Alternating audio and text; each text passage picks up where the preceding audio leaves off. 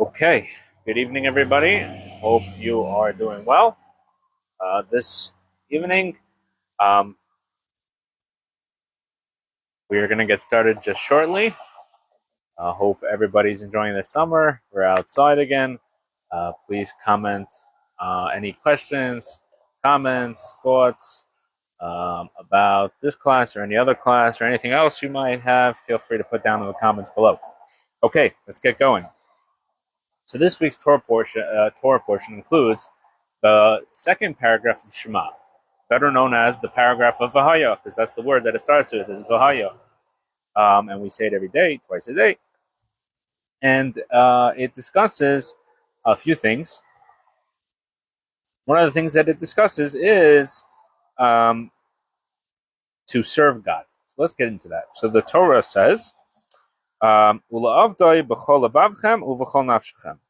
we should love God and we should serve Him with all our heart and all our souls. What does it mean to serve God with all our heart? So the Talmud explains. The Talmud in Tractate Ta'anit, the tractate about fasts, says, what does it mean to serve Him with all your heart? So it says, what is the service of the heart? That's prayer. So we see here that service of God means to pray. So now we're going to let's go through a few historic prayers that we have throughout Jewish history. The first one that we have recorded is the prayer of Isaac and Rivka, Yitzchak and Rivka, Isaac and Rebecca. They prayed for children, right? It says, "Vaye'atar Yitzchak," that Yitzchak prayed l'nochach isho, across his wife, ki akarahi, because she was barren. So the Torah tells us that Isaac and Rivka, Yitzchak and Rivka prayed. The next person to pray that we have recorded is, of course, his son Jacob, right? When Yaakov is coming to, is going about to confront his brother Esav after leaving Haran after 22 years.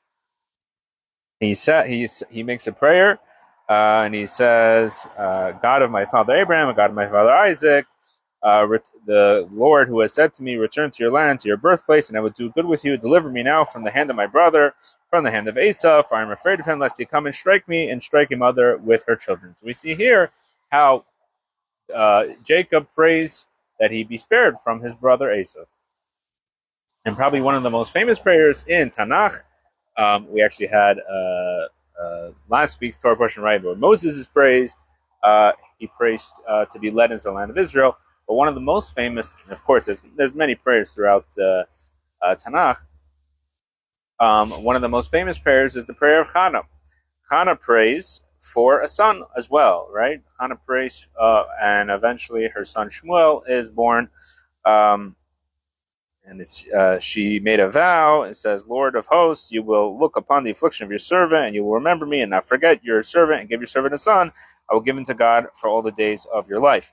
Right? And she prays in the tabernacle at the time in the land of Israel, and she is blessed a year later with Samuel Shmuel, who becomes leader of the Jewish people and anoints later the first kings of Israel, etc. So we see that obviously prayer is not just something theoretical, right? As it says in this week's Torah portion, is not just theoretical, but it's something that happened throughout Jewish history. So the question is it a mitzvah to pray? That's the title of tonight's class. So let's go into some of the great rabbis throughout history who discussed this idea. So there are a couple of rabbis throughout history who have actually chronicled the 613 commandments. We know there are 613 commandments, but the Torah does not give us numbers, right? It doesn't say this is commandment number 1, this is commandment number 2, and there are some commandments that are only temporary commandments, right? There were commandments that were given specifically to the desert. There were commandments that are not considered part of the commandments of the 613. So what are the 613 commandments? So Maimonides is one of the first to chronicle the 613 commandments. Another famous one is the Sefer HaChinuch. He also chronicles the 613 commandments, amongst others. So Maimonides says that there's a positive commandment to pray every day. And he says, it says, you shall serve your God. So what is avodah shebalev? What is the service of the heart? This is prayer, right? As we mentioned from the Talmud earlier. So he says, what's the obligation? The obligation is that a person should pray every day. You should say what? You should praise God, request his needs, and thank God. That's the obligation, according to Maimonides. And many people debated Maimonides on this point. One of his big detractors on this point was Nachmanides. Right, Moshe ben Nachman, he says in his Sefer HaMitzvos, in his book of mitzvahs, so he also had a book of mitzvahs that chronicled the mitzvahs, he says this is incorrect. He says prayer is certainly not an obligation. Rather, is an expression of God's kindness. That what? He hears our prayers and answers our call. So Nachmanides says, no, there is no obligation to pray. How can you have an obligation to pray? This is just part of the principles of that God accepts prayer. So why can't it be an obligation to pray? Because Nachmanides essentially is making the argument that you can only pray when you need something. Okay, and we're going to focus on this a little more. So now, even if you follow Maimonides' idea, how does he get to this idea that there's prayer is obligated every single day? So Maimonides, the commentators on Maimonides explain that since Maimonides felt that there's a biblical obligation to pray, it must be a daily occurrence, right? You can't say there's an obligation to pray when, right? So Maimonides says there must be that is a daily obligation. So it's an inference that Maimonides makes. Now, the question is that even according to Maimonides, it's not so simple, right? It's not an easy thing because it's not so clear from the verse itself that there's a daily obligation, right? And obviously, the fact that Jews pray 3 times a day, that's definitely was determined by the rabbis based on the fact that in the temple, sacrifices were brought twice a day. So they made 2 prayers for that, and once for the other services that happened in the evening, right? And that wasn't really part of the same obligation.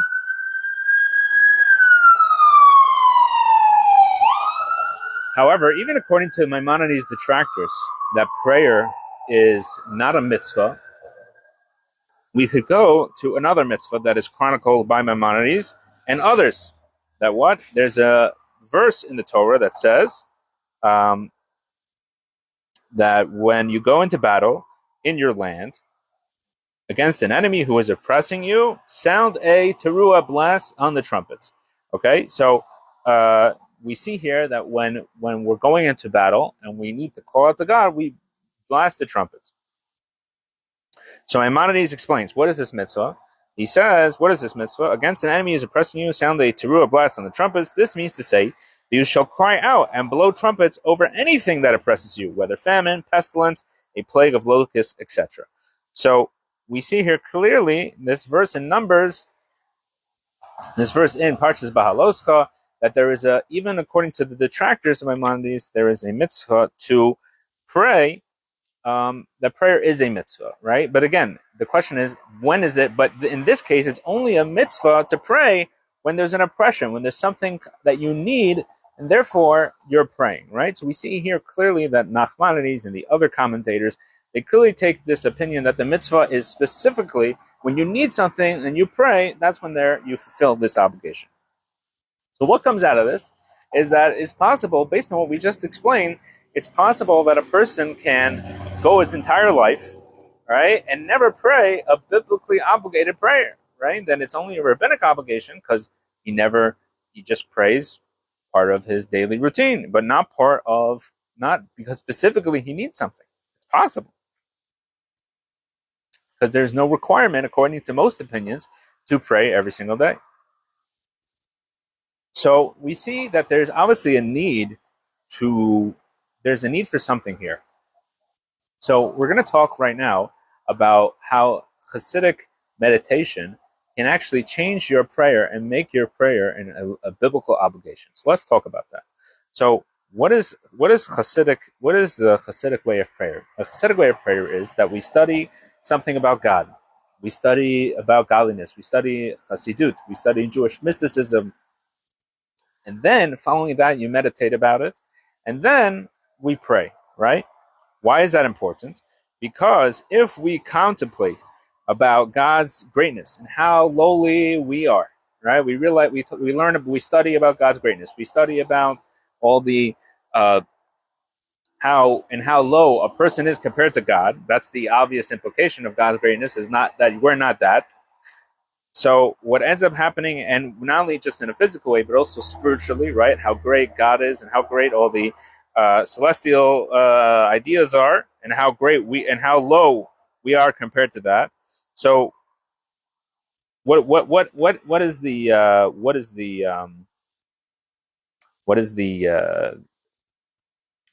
idea that we come out with that? Is that we, at that point, we realize how low we are, to the point that we need to connect to God, right?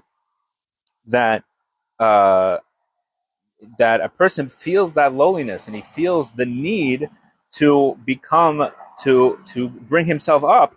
So that by doing that, by studying before and by connecting to God in this way, he actually becomes biblically obligated in prayer, right? So a person realizes that he is both materially and spiritually bereft, right? He's missing something that obviously causes that he needs to pray, right? Because he needs something, right? Just like if a person would need food and he prays to God for food, right? If a person realizes that he has a spiritual deficiency, right, then he will have a obligation to pray and to correct that.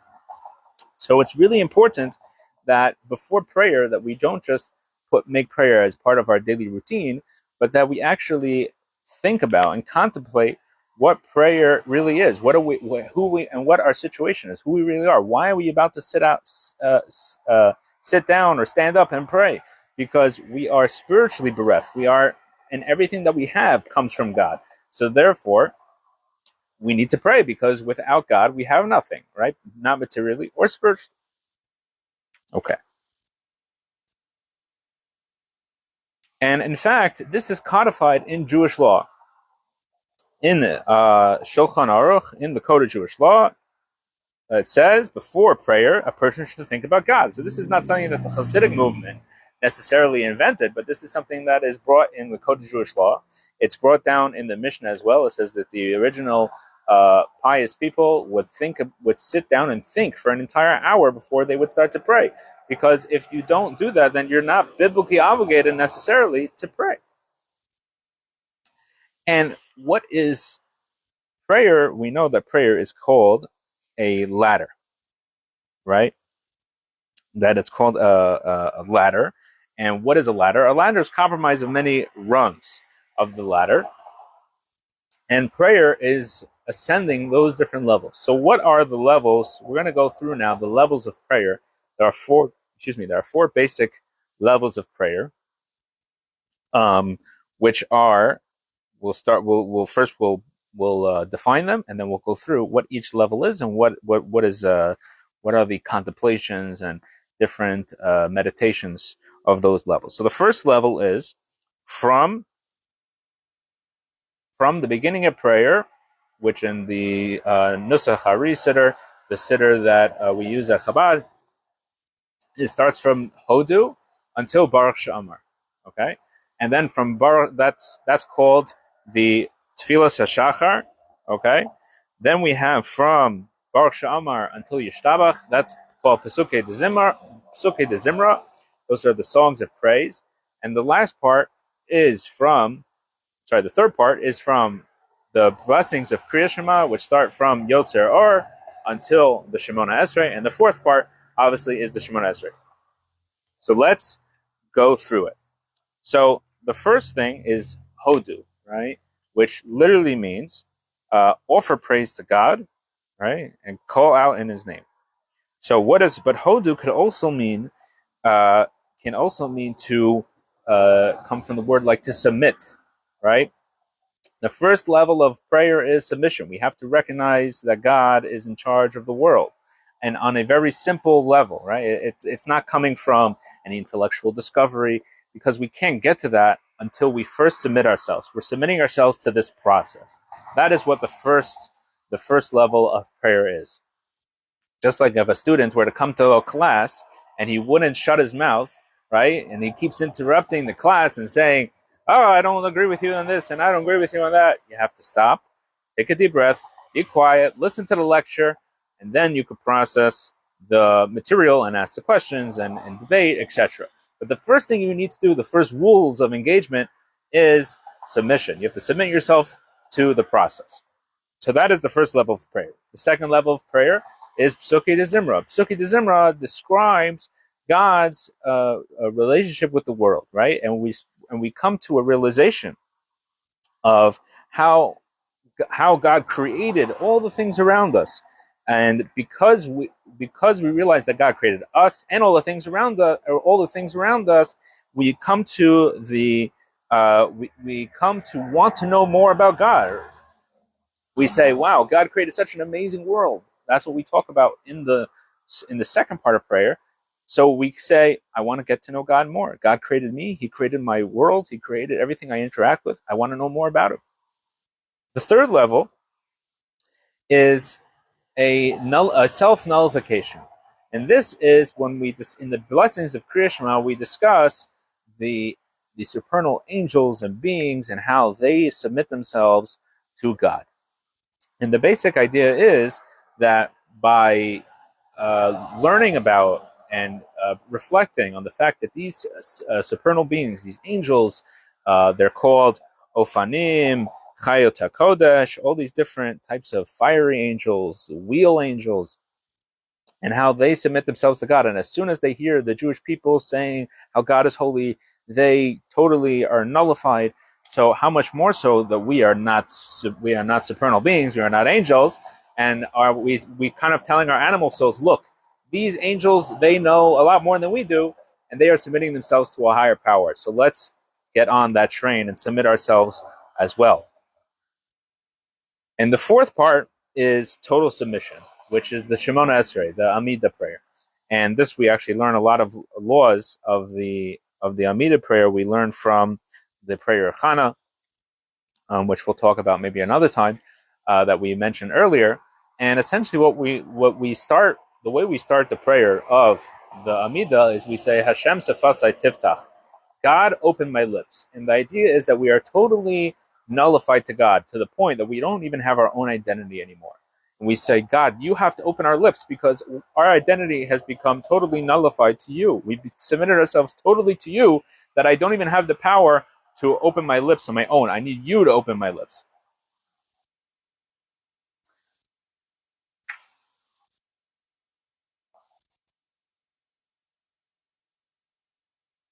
So what we see here is that through meditation and understanding that in studying about God every single day, or at least whatever days that we have the opportunity to study a little bit of Torah and specifically Hasidic teachings about God and about Jewish mysticism, we could actually come to a point that we can have a biblical obligation to pray. That it's not just something that we do because the rabbis told us to, which is also a very important thing, and the amount of times that we do it, but we can actually come to a place that we connect to God in a deeper way. We're connecting because that we need something from God, right? So which makes it a deeper connection, because we're saying, I don't have what I need unless I connect to God, versus I'm just connected to God because it's what I need to do, right? Because it's part of my routine. But here it's that it's actually a deep-seated need within me, because I realize that I'm spiritually and materially bereft, and the only way that I can do it is by that I could be complete is by connecting to God, and that is really the lesson of this week's Torah portion, is that we say that God is saying that God says we should serve Him with all our heart and all our soul. The only way we could do that is through realizing that we need something from God, right? We need to be connected to God on a deep-seated level. That's how we could do it with all our heart and all our soul, not just in a superficial way, but in a deep, meaningful way. Wishing everybody a good Shabbos and a wonderful week ahead. Hope to see you next week, God willing.